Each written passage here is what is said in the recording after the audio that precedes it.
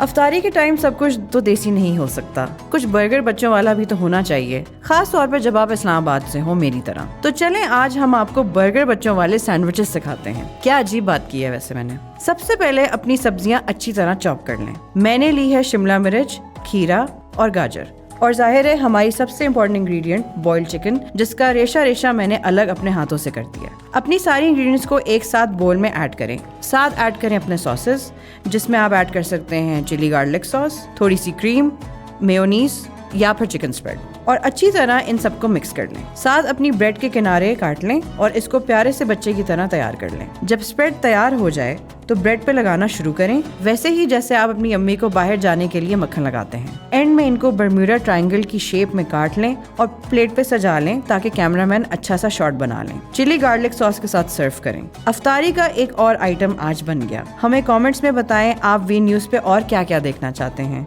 उम्मीद है कि अब तक की रमजान सीरीज आपको पसंद आ रही होगी। मुझे दीजिए इजाजत। वी फूड से मैं हूँ दुआ अफसार।